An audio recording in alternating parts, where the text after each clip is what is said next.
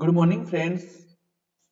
आज हम डिस्कस करने वाले हैं अगेन पार्ट बी है ये, जिसके अंदर हम स्टार्ट कर रहे हैं 200 questions for the 10th class, और वो भी किसके हैं, साइंस के हैं। ठीक है, हम मूव करते हैं क्वेश्चन नंबर फर्स्ट पर। ये वीडियो क्या छोटा होने वाला है, क्योंकि जो कि यही कंसर्न आया स्टूडेंट्स का कि सर वीडियो काफी बड़े हो रहे हैं और कि आप क्या करो कि सॉल्यूशंस कम करो, आप डायरेक्टली मतलब एज ए रिवीजन की बेस पर आप वीडियो बनाते हैं। ठीक है, मूव करते हैं आगे। जहां इंपॉर्टेंट क्वेश्चन होगा हम क्या करेंगे, उसका कॉन्सेप्ट भी हम चेक करेंगे कि इसके कॉन्सेप्ट से हम इस आंसर को अटेम्प्ट किया। अब फर्स्ट करते हैं हाइड्रोनियम। अब हाइड्रोनियम आयन क्या होता है, इसको बोलते हैं H3O को क्या बोलते हैं, हाइड्रोनियम आयन बोलते हैं। अब ये कब कैसे फॉर्म होता है, ये बनता है HCl। कोई भी एसिड होता है और जब जब वाटर से रिएक्ट होते हैं ना, उससे क्या होता है, हाइड्रोनियम आयन। तो क्या बनेगा इससे H3O पॉजिटिव एंड क्या बनेगा Cl नेगेटिव। चेक करते हो ये क्या बेस है, तो इससे फॉर्म नहीं होता। कैल्शियम ये भी बेस है, और हाइड्रोजन क्लोराइड मतलब HCl इन वाटर, तो इससे क्या हो जाएगा, ये हो जाएगा। ठीक है, यहाँ ये फॉर्म नहीं होता हाइड्रोनियम आयन। मूव करते हैं क्वेश्चन नंबर नेक्स्ट पे। अब बोल रखा कि non metals form the covalent bond, और कोवलेंट बॉन्ड का हमें पता है कि कब होता है, जब इलेक्ट्रॉन की शेयरिंग होती है ना, इलेक्ट्रॉन की शेयरिंग से फॉर्म होता है। तो अब इसका हम चेक करते हैं क्या बोलता है, they can accept electron, no accept और डोनेट करने से आयनिक कंपाउंड्स फॉर्म होता है। दे कांट शेयर, अब कांट बोल रखा ना, बट शेयर तो वर्ड तो आ रहा है, शेयर तो करना, बट ये क्या हो रहा है, रॉन्ग हो रहा है। हम वो करते हैं दे कांट एक्सेप्ट, चलो कांट एक्सेप्ट पर आगे रीड करते हैं, electrons to chlorine atom to the from the chlorine ion, ions बन रहे हैं, तो ये भी नहीं होगा। अब बात करते हैं they can share electron with the chlorine. ठीक है, शेयर करते हैं, बिल्कुल करेक्ट है, शेयर करते हैं, तो आंसर डी। अब क्वेश्चन नंबर नेक्स्ट पे बात करते हैं, which of the following belong to the homologous series of the alkanes. अब एल्कान्स का फॉर्मूला क्या होता है, CnH2n-2। ठीक है, ये फॉर्मूला होता है। अब इससे हमें पता चल रहा है कि ये डबल से क्या होना चाहिए, 2 कम होना चाहिए। तो हम यहाँ बात करते हैं, तो क्या होगा इसका, तो डबल ही 4 होगा, 2 करोगे तो ये तो पॉसिबल नहीं होगा। ठीक है, तो ये कैंसिल होगा। इसकी बात करिए तो बेंजीन है, ये भी नहीं होगा। इसकी बात करते हैं तो अगर इसका पुट करोगे ना, तो इसमें क्या होना चाहिए, 6 होगा। जैसे कि इस फॉर्मूले में पुट करते हैं तो क्या होगा, सी की वैल्यू 2 हो गई, मल्टीप्लाई एच की, सॉरी डॉट एच की वैल्यू क्या होगी, 2 मल्टीप्लाई 2 कितना होगा, 4, और -2, तो यहाँ तो 6 है, तो ये भी नहीं होगा। अब बात करते हैं यहाँ पर सी, तो सी तो 3 हो गया, एच की वैल्यू क्या दे रखी है, 2n, 2n का मतलब कितना होगा, 6, और 6 - 2 कितना हो गया, 4, तो क्या हो जाएगा C3H4, तो इसका आंसर बी हो जाएगा। मूव करते हैं क्वेश्चन नंबर नेक्स्ट पर। इन्होंने बोल रखा है which one is the correct, कि करेक्ट कौन सा होता है, हमें पता है क्या होता, Q इक्वल टू क्या होता, IT, ये होता है ना, और V इक्वल टू क्या होता, Q W। अब चेक करो कहां पर, इसमें इसमें ये रॉन्ग है, इसमें Q इक्वल टू IT, ये वाला पार्ट तो करेक्ट है, बट ये वाला रॉन्ग हो गया। Q इक्वल टू IT, तो ये भी रॉन्ग है, क्योंकि Q इक्वल टू IT होता है। अब यहाँ चेक करते हैं, अगर इसको यहाँ भेजोगे तो क्या हो जाएगा, Q इक्वल टू IT, और यहाँ पे अगर भेजोगे तो ये क्या हो जाएगा, V equal to Q W, तो आंसर डी। अब मूव करते हैं क्वेश्चन नंबर नेक्स्ट पे। इन्होंने बोल रखा है कि जो किशोर अवस्था होती है ना, जैसे कि चाइल्डहुड से जैसे ही आगे बढ़ते हो ना, तो क्या होता है कि इन्होंने बोल रखा है कि रिप्रोडक्टिव फेज स्टार्ट होते तो क्या होता है, अगर रिप्रोडक्टिव फेज स्टार्ट होगी ना, तो क्या होगा, ये टिश्यूज वगैरह क्या हो गया, अच्छे से वो मेच्योर होंगे, और जैसे कि बोलेंगे वो स्ट्रॉन्ग होते जाएंगे, क्योंकि रिप्रोडक्टिव जो ऑर्गन्स होंगे ना, उनका डेवलप होता है यहाँ पर। और जो जो नॉर्मल ग्रोथ होती है ना, वो क्या होता है, स्लोली हो जाती है। इसमें क्या होता है कि generally growth rate being too slow down. ठीक है, मूव करते हैं नेक्स्ट क्वेश्चन पर। इन्होंने बोल रखा है the process formation of the brown layer of the iron. सबको पता है क्या होता है, corrosion. The resistance of the conductivity wire does not बोल रहा है किस किस पर depend, on which the flowing, किस पर करती है, बिल्कुल इस पर डिपेंड करती है ना, लेंथ पर डिपेंड करेगी, एरिया क्रॉस सेक्शन पर करती है, बोथ, तो ये तो वैसे ये दोनों है तो दोनों पर करेगी, बट इन्होंने बोला डज नॉट नोट देखते अपने क्या देना, बॉक्स देना, और इसमें क्या हो जाएगा, वन ऑफ दीज हो जाएगा। अब मूव करते हैं नेक्स्ट क्वेश्चन पर। क्वेश्चन नंबर 8 में बोल रहा है कि when sodium bicarbonate react with the dilute HCl कि क्या होगा, हमें पता है कि क्या होता, CO2 गैस रिलीज होगी, इसमें क्या होता, CO2 गैस रिलीज होगी यहाँ से। अब CO2 गैस किस कहां पर जाएगी, कैल्शियम डाइहाइड्रोक्साइड के पास जाएगी। इससे क्या बनता है, हमें पता है कैल्शियम कार्बोनेट बनता है, और इसका क्या होता, ये जो तुम्हारे मार्बल्स लगे होते हैं, कोटा स्टोन होता है, उसका फॉर्मूला होता है कैल्शियम कार्बोनेट। ठीक है, इसका कलर हो जाता है मिल्की कलर। तो कौन सी गैस होती है, CO2 गैस होती है, ट्रेंड लाइम वाटर मिल्की। तो सी। अब क्वेश्चन नंबर नेक्स्ट पे मूव करते हैं। इन्होंने बोल रखा कि जो फोटोसिंथेसिस जो होता है, उसमें कौन सा फेज नहीं होता। तो बात करते हैं क्लोरोफिल एब्जॉर्ब सोलर, बिल्कुल इसमें क्या होता है, जैसे क्लोरोफिल होती है तो सनलाइट की क्या होती है, नीड होती है, तो ये तो स्टेटमेंट करेक्ट है। Carbon dioxide is the release during the process, carbon dioxide, ध्यान से देखो ना, कार्बन डाइऑक्साइड बेटा ये रिलीज नहीं, ये एब्जॉर्ब होता, तो ये तो रॉन्ग हुआ ना। इन्होंने बोल रखा है ऑक्सीजन रिलीज होती है, इन्होंने बोला कार्बन डाइऑक्साइड इज एब्जॉर्ब, तो एब्जॉर्ब बिल्कुल एब्जॉर्ब होती है, तो इन्होंने नोट बोल रखा है, नोट, तो नोट से क्या हो गया बी। क्वेश्चन नंबर 10 बोल रखा है कि water in the root enter due to, कौन से प्रोसेस होता है, ऑस्मोसिस। ऑस्मोसिस में क्या होता है कि वाटर की हाई कंसंट्रेशन से क्या होता है लो कंसंट्रेशन की तरफ मूव करता है, और इसमें क्या होता है कंसंट्रेशन में डिफरेंट होता है आयंस में, तो क्या होगा different in the concentration of the ions between the root and the soil में, तो ऑप्शन बी करेक्ट हो जाएगा। क्वेश्चन नंबर 11 पर चलते हैं, इन्होंने बोल रखा है कि which one of the given statement is the incorrect बोल रखा है। इनकरेक्ट का मतलब वही हो गया नोट, भाई कौन सा ठीक नहीं है। अब बात करते हैं DNA has a complete information in the particular characteristic, correct है ये तो देता हो। DNA is the molecule that is responsible for the inheritance of the characteristic from the parent of the, ठीक है, पेरेंट्स से जो बच्चों में जो भी चीजें जाएगी उसके लिए क्या होगा, वो मीडियम रहता है डीएनए, वो तो करेक्ट है। Change is the information will be produce the different protein, नहीं ये सॉरी, हाँ ये करेक्ट है, ये क्या होता है चेंज कर देता। अब ये देखो ना कैरेक्टरिस्टिक्स विल रिमेन्स, रिमेन्स क्यों भाई चेंज होता है ना यहाँ पे, तो इन्होंने बोल रखा नहीं यहाँ पे चेंज होता, रिमेन्स वाला क्या होता है रॉन्ग होता है यहाँ पे, तो ये क्या अपने को इनकरेक्ट पूछ रखा, तो ये क्या हो गया करेक्ट, ठीक है। मूव करते हैं नेक्स्ट क्वेश्चन पे, इन्होंने बोला सेंसरी नर्व्स क्या होती है। सेंसरी नर्व्स क्या होती है, जो भी ऑर्गन होता है ना, जैसे कि हमने अगर किसी, ये क्या है इसमें वाटर है, ठीक है कोल्ड वाटर है, इसको मैं टच करूंगा तो मुझे क्या होगा कोल्ड फील होगी, कोल्ड क्या होगा मुझे नर्वस सिस्टम में जाएगा, नर्वस सिस्टम क्या होता है कौन हेड होता है उसका, स्पाइनल कॉर्ड होता है, स्पाइनल कॉर्ड के पास जाएगा, स्पाइनल कॉर्ड इसको क्या बोलेगा कि वहां से हाथ हटाओ जल्दी से, ठीक है, तो ये कहाँ जाता है स्पाइनल कॉर्ड पर मूव करता है। अब क्वेश्चन नंबर नेक्स्ट पे मूव करते हैं, ठीक है। इससे पहले हम बात करते हैं, तुम बोलोगे कि सर आज ना फास्ट कैसे चलोगे, आपने तो ट्रेन ही चला दी। मतलब ट्रेन चलाने की बात नहीं, क्या बच्चों का कमेंट आया कि आप इस वीडियो स्मॉल बनाओ, उससे इतना एक्सप्लेन मत करो, हमने मोस्टली चीजें पढ़ रखी है, कोई डाउट होगा तो हम आपको कमेंट में बता देंगे, और इसके अलावा जो भी होगा तो आप एक लास्ट में एक वीडियो बना देना कि हमें ये डाउट था, तो उन चीजों को डाउट को क्लियर कर देना बाद में, ठीक है। अब हम मूव करते हैं इस क्वेश्चन, इन्होंने बोल रखा है select a pair of the olfactory, का मतलब होता है ऑर्डर से, ठीक है। अपने नोज में क्या होता है एक सेल होती है, उसको बोलते हैं ओलिफैक्टरी सेल ही बोलते हैं, ठीक है। ओलिफैक्टरी एक्सेप्टर न्यूरॉन्स करके एक सेल होती है, ठीक है, वो करते हैं ऑर्डर को बताते हैं कि हाँ ये बेड स्मेल है या गुड स्मेल है, ठीक है। तो ओलाफैक्टरी मतलब सूंघ कर बता दे कि हाँ ये टेस्ट ये, ठीक है। तो इसके लिए कौन से इंडिकेटर्स यूज करते हैं, इसके लिए फर्स्ट ऑप्शन करेक्ट है, clove oil and the vanilla, vanilla की एक अलग सी स्मेल आती है ना, आइसक्रीम खाई होगी वनीला वाले सबने। अब क्वेश्चन नंबर नेक्स्ट पे मूव करते हैं, इन्होंने बोल रखा है कि which one is the reducing agent. अब एजेंट का मतलब क्या होता है कि जैसे कि अगर किसी मूवी में जैसे कि तुमने देखा होगा ना कि किसी इंसान का मर्डर हुआ, तो मर्डर तो किसी का हुआ ना, बट जो करने वाला उसको तो बोलेंगे मर्डरर, कि वो क्या है उसको एजेंट है, जिसका रिड्यूस जो जो रिड्यूस करेगा ना किसी दूसरे को, वो उसको क्या बोलेंगे उसका वो एजेंट बोलेंगे। अब जो एजेंट दूसरे का रिड्यूस करेगा तो खुद का क्या करेगा ऑक्सीडेशन, खुद का क्या करेगा ऑक्सीडेशन। अब चेक करते हैं इसमें ऑक्सीडेशन किसका, अब हमें पता ये क्या जीरो, यहाँ पर इसकी पर चार्ज जीरो है और यहाँ पर क्या आ रहा है प्लस वन आ रहा है, इसका क्या हो रहा है हमें पता है नंबर्स में बढ़ता है उसको क्या बोलते हैं ऑक्सीडेशन। अगर इसका ऑक्सीडेशन हो रहा है तो यही क्या हुआ अपना रिड्यूसिंग एजेंट है, यही क्या है रिड्यूसिंग एजेंट, तो आंसर सोडियम। अब मूव करते हैं क्वेश्चन नंबर नेक्स्ट में, क्वेश्चन नंबर नेक्स्ट में बात करते हैं कि which one of the following properties of the carbon is the note दे रखा responsible for its formation of the large number of the compound। इन्होंने बोल रखा है कितने कंपाउंड्स होते हैं, चारों तरफ कार्बन ही कार्बन, चारों तरफ धुआं ही धुआं, क्यों है इसका क्या रीजन है कि इतना कार्बन पाया जाता है, उसका रीजन क्या है कि सॉरी कौन सा रीजन नहीं है, ठीक है। अब बोलेंगे टेंटाबिलिट, ये तो इसका करेक्ट रीजन है। आइसोमेरिज्म, आइसोमेरिज्म तो क्या होता है मोलिकुलर फॉर्म में क्या होना चाहिए सेम होना चाहिए, तो ये कोई इसका अच्छा रीजन मुझे लग नहीं रहा, चलो और भी चेक करते हैं, अपने को तो एक ही तो चूज करना। एलोट्रोपी, भाई एलोट्रोपी तो है ना, कार्बन भी होता है उसका, डायमंड भी होता है, फ्लोरीन भी होता है, और भी काफी चीजें रहती है, मोस्टली हम तीन एलोट्रोपी की बात करते हैं।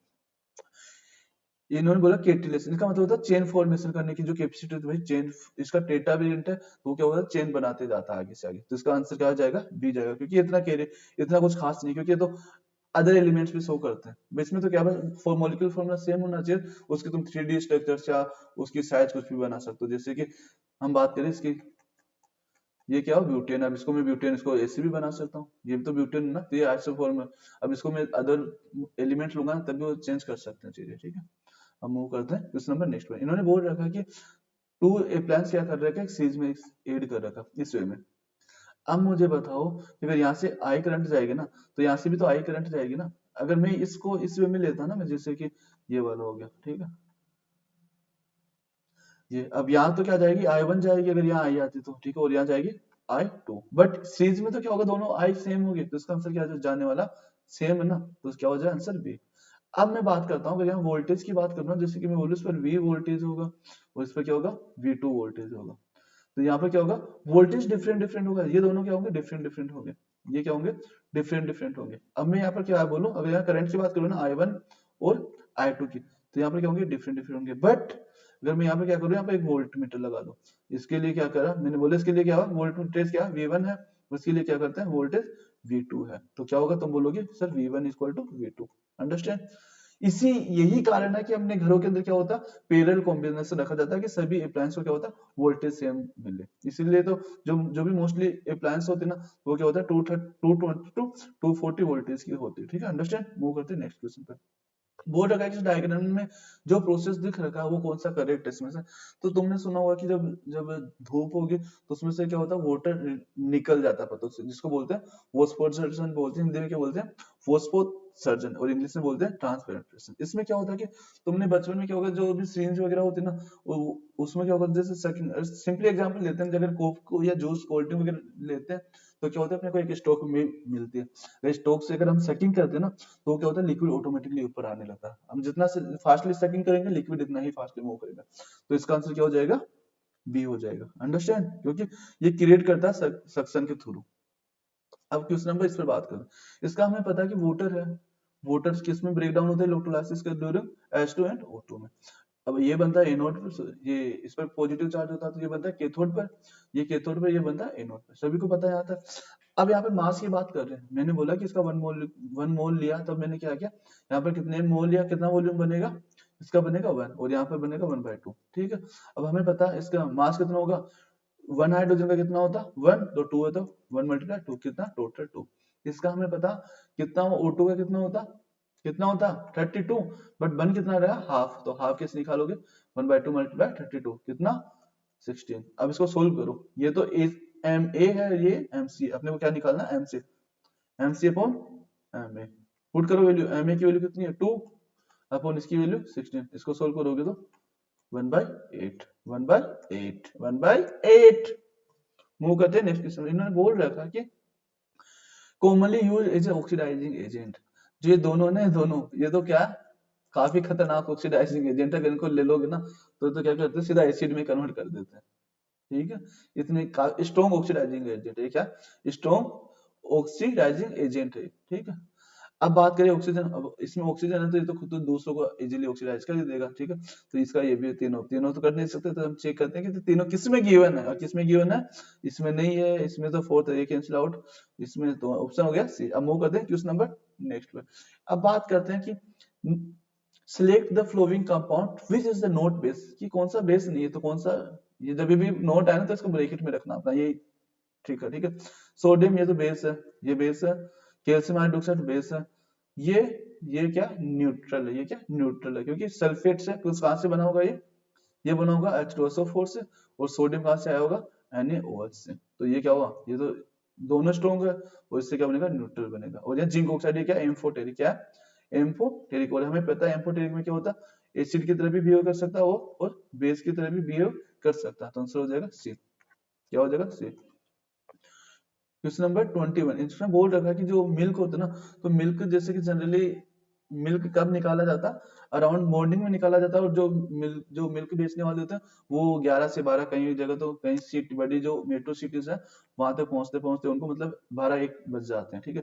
अब वो क्या करते हैं, अगर दूध तो खराब हो जाना चाहिए, क्योंकि गर्मी भी तो इतनी रहती है, तो इसके लिए वो क्या करते हैं, उसको प्रिजर्व करने के लिए क्या करते हैं, इसकी, अब हमें पता है जो कर्ड होती है ना, कर्ड उसकी पीएच तो इससे कम होने वाली है, अराउंड मतलब 2.5 के समथिंग मतलब डाउन होने वाले हैं। अब मैं क्या करूँ कि 2.5 पीएच ना हो, मैं क्या करूँ, इसमें बेस ऐड करता हूँ, मैं क्या करता हूँ, मिल्क में क्या करता हूँ, बेस का अमाउंट डालता रहता हूँ, और कौन से डालते हैं, वो भी कास्टिंग सोडा डालते हैं, ये याद रखो, कास्टिक सोडा, ठीक है। क्वेश्चन नंबर नेक्स्ट पे मूव करते हैं। इन्होंने बोल रखा है कि जो एम्फोटेरिक है ना, उसके लिए कौन सा स्टेटमेंट करेक्ट है। एम्फोटेरिक का मैंने क्या बोला, एसिड और बेस की तरह से रिएक्ट करता है, और उससे तरह बिहेव भी करता है, और क्या प्रोड्यूस करता है, water water and salt produce करता है। अब चेक करो इसमें, तो इसमें इनमें तो बोल रखा है कि रिएक्शन ही नहीं करता, इसमें बोल रखा है कि it is the react only base, तो ये भी रहूंगा, क्योंकि दोनों से करता ना। अब इस दोनों में क्या कर रहा है, react with acid as well as base on the salt and hydrogen gas. ये गैस नहीं, यहाँ पर वाटर आता, तो ऑप्शन सी आ जाए, क्योंकि इन्होंने बोल रखा है कि दोनों से रिएक्ट करता है और सॉल्ट फॉर्म करता है और वाटर फॉर्म करता है। अब मूव करते हैं इस पर।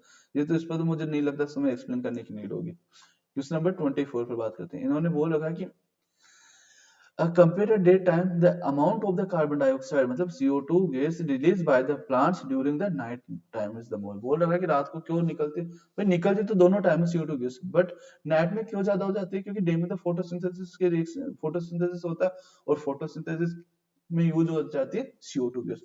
जिसका आंसर वो बोल रहा है it is the not produce, तो ये तो रॉन्ग हो गया। इट इज स्टोर्ड, ये भी वैसे रॉन्ग है, ठीक है, इतना भी रॉन्ग काम चला देते अगर नेक्स्ट अदर ऑप्शन में होते तो, ठीक है। तो ये तो जैसे बोलूं मैं 3 टाइम रॉन्ग है, बोले क्या 1 टाइम भी रॉन्ग है। रॉन्ग होने का भी तो वो है ना कि कितने टाइम रॉन्ग है।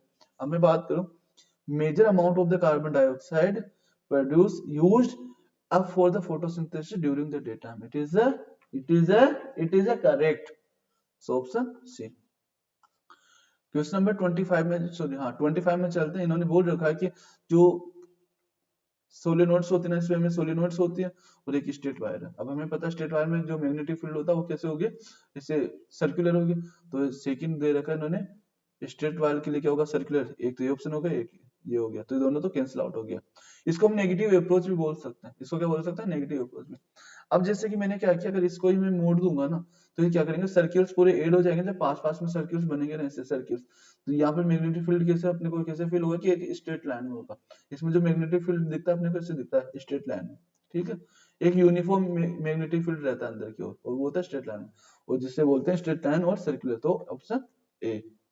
मूव करते हैं क्वेश्चन नंबर 26 पर। इन्होंने बोल रखा कि फर्स्ट में हमने क्या किया, टीटी लेके क्या बनेगा, इसमें क्या बनेंगे, ये बनेगा, ठीक है। सबको पता है यहाँ ये F1 स्टेज हो गया। F में क्या होगा, वापस में क्रॉस करवाने के बाद क्या बनेगा, अगर इन दोनों से करवाऊंगा तो ये बनेगा, और इसको इससे करवाऊंगा तो क्या बनेगा, ये।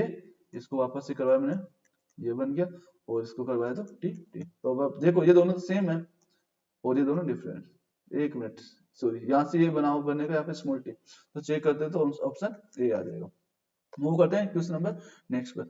अब बोल रखा कि metal ribbon x burn the oxygen with the और क्या निकालता, क्या रिलीज करता, व्हाइट फ्लेम निकालता, और विद द एस होता व्हाइट, ठीक है, वाई होता। द करेक्ट डिस्क्रिप्शन, बोल रखा कि एक्स वाई कौन सा करेक्ट होगा। इन्होंने बोल रखा कि एक ही एक्सपेरिमेंट दे रखा है एनसीईआरटी में इसका, वो भी होता है मैग्नीशियम का, और सबको पता क्या होता है, Mg प्लस O2 को हीट की प्रेजेंस में करते हैं, हीट दोगे तो क्या होगा, मैग्नीशियम ऑक्साइड फॉर्म होता है। इसको बैलेंस करोगे तो ये बैलेंस हो जाएगा, ठीक है। अब मुझे बताओ ये क्या ए है और ये क्या बी है। अगर ए और बी से मिलने से अगर ए बी बनता है ना, तो क्या बोलते हैं उसको कॉम्बिनेशन रिएक्शन, और संयोजन का मतलब होता है कॉम्बिनेशन रिएक्शन बी। मूव करते हैं नेक्स्ट क्वेश्चन पे। बोल रखा कि नीचे दी गई कौन सी धातु अघात में, चलो which one of the flowing material is the malleable, malleable तो है वो, and a poor conductor of the electricity. इसमें कौन सा आता है, लेड। लेड को क्या होता है, काफी इजीली हम चेंज कर सकते हैं इसके शेप वगैरह, ठीक है। तो मेलेबल तो है, बट क्या इलेक्ट्रिक कंडक्टिविटी इतनी अच्छी नहीं इसकी। अब हम मूव करते हैं क्वेश्चन नंबर 35। बोल रखा कि टमाटर में कौन कौन से एसिड प्रेजेंट होते हैं, ठीक है। तो अब एक चूज करना, तो ये तो होता नहीं है, लैक्टिक एसिड भी, हाँ हाँ सॉरी, सिट्रिक एसिड होता है, लैक्टिक एसिड नहीं होता। सिट्रिक, अगर सिट्रिक एसिड होता तो वो होता, और एसिटिक एसिड हमने देखा कि एसिटिक एसिड में क्या करते हैं, स्टोर करते हैं, क्या करते हैं, स्टोर करते हैं टोमेटोस को, और ऑक्जेलिक एसिड इसमें पाया जाता है, तो ऑप्शन डी हो जाएगा। विच of the following is the correct sequence for the event in the sexual reproduction. बोल रखा कि सेक्सुअल रिप्रोडक्शन में कौन कौन से स्टेप करेक्ट दे रखी है, मतलब सीक्वेंस कौन सा। सबसे पहले हम चेक करते हैं, हम देखते हैं कि जो कि ये क्या होता, मादा फीमेल पार्ट होता है, ठीक है, फ्लावर्स में। और जैसे कि ये क्या होता, ये पोलन पार्ट होता है, जो होता मेल पार्ट होता, और ये होता फीमेल पार्ट। कईयों में क्या होगा, दोनों में एक ही में होगा, और कई फ्लावर्स में क्या होता है, डिफरेंट डिफरेंट में रहता है। जैसे कि एक फ्लावर में तो ये पार्ट होगा और एक में ये हो गया। अब ये जो प्रोसेस होता है ना, या तो ये हो सकता है एयर के थ्रू हो सकता है, या किसी भी एनिमल्स के थ्रू हो, या बर्ड्स के थ्रू हो। इसको बोलते हैं पोलिनेशन, इसको बोलते हैं पोलिनेशन, इसको बोलते हैं पोलिनेशन बोलते हैं इसको। अब सेकंड क्या होता है, अगर पोलिनेशन, अगर यहाँ पर जैसे कि मैंने बोला कि ये पार्ट पर अगर यहाँ पर क्या हुआ, पोलन रीच कर गया, अब ये क्या होगा, यहाँ से जो भी इसका गेमेट्स होंगे वो क्या होंगे, निकलेंगे, और क्या होंगे, यहाँ पर फर्टिलाइज होगा। फर्टिलाइज होने के बाद में क्या होता है, एम्ब्रियो बनता है, जिसको एम्ब्रियो को हिंदी में बोलते हैं भ्रूण बोलते हैं, शायद भ्रूण, ठीक है, भ्रूण बनेगा। अरे जनरली क्या होता है कि बच्चा, मतलब बच्चा या बीज बनने से पहले एम्ब्रियो बनता है ना, ठीक है। तो एम्ब्रियो बनेगा, और एम्ब्रियो बनने के बाद क्या बनेगा, सीड बनेगा। ठीक है, अब इस कंडीशन में क्या हो सकता है, सीड, एक सीड भी बन जाए या सीड के ऊपर क्या हो, फ्रूट भी आ जाए। ठीक है, ये डिपेंड करेगा कि किस टाइप के प्लांट्स है। ठीक है, बट हम जनरली अभी जो बात करते हैं वो डिपेंड करेगा कि जिम्नोस्पर्म में या एंजियोस्पर्म में। ठीक है, तो अब सबसे पहले पोलेन, इसमें पोलेन है, इसमें पोलेन है, तो मतलब ये दोनों तो कैंसिल आउट हो गया। बात करते हैं पोलेन के बाद में हुआ फर्टिलाइजेशन, बिल्कुल फर्टिलाइजेशन, एम्ब्रियो फॉर्म हुआ, फिर सीड हुआ। ठीक है, करेक्ट आंसर। अब बात करते हैं थैंक यू की, अब बात करते हैं थैंक यू की। ठीक है, अब बोलोगे सर इतने से क्वेश्चन, क्वेश्चन की क्या थी, बच्चों की डिमांड ये है कि सर शॉर्ट वीडियो बनाओ और एक्सप्लेनेशन कम करो, फिर भी जहाँ जहाँ इंपॉर्टेंट क्वेश्चंस लगे मुझे, मैंने एक्सप्लेन किया। अब तुम्हारे ऊपर है, तुम अगर चाहते हो कि सर इसी टाइप में आप छोटे वीडियो बनाओ और एक्सप्लेनेशन कम करो, तो हम इस वे में करेंगे। और अगर तुम चाहते हो कि नहीं सर हमें तो बड़े वीडियो दो और एक्सप्लेनेशन अच्छा दो, क्योंकि टीचर्स की तो यही साइकोलॉजी होती है ना कि उसका बच्चा एक क्वेश्चन अगर टीचर करवाए ना, तो उस एक क्वेश्चन के बेस पर 10 क्वेश्चन बच्चा कर सके। अगर ऐसे अगर हम एमसीक्यू में जस्ट टिक करके आगे बढ़ते ना, तो उससे क्या होता है, बच्चे क्या होता है एक क्वेश्चन से एक ही क्वेश्चन कर सकता है। और जैसे मैंने फर्स्ट वीडियो में एक्सप्लेन किया ना, उसमें क्या होगा कि तुम एक क्वेश्चन से क्या करोगे, 10 क्वेश्चन कर सकते हो। मैंने वो कौन से वहां पर सभी क्वेश्चन के साथ में कॉन्सेप्ट लिया था, यहाँ तो मैंने ओनली इंपॉर्टेंट क्वेश्चन के लिए या जिसमें मुझे लगता था कि रिक्वायर्ड था ये एक्सप्लेनेशन, वो लिया। ठीक है, थैंक यू, बाय बाय।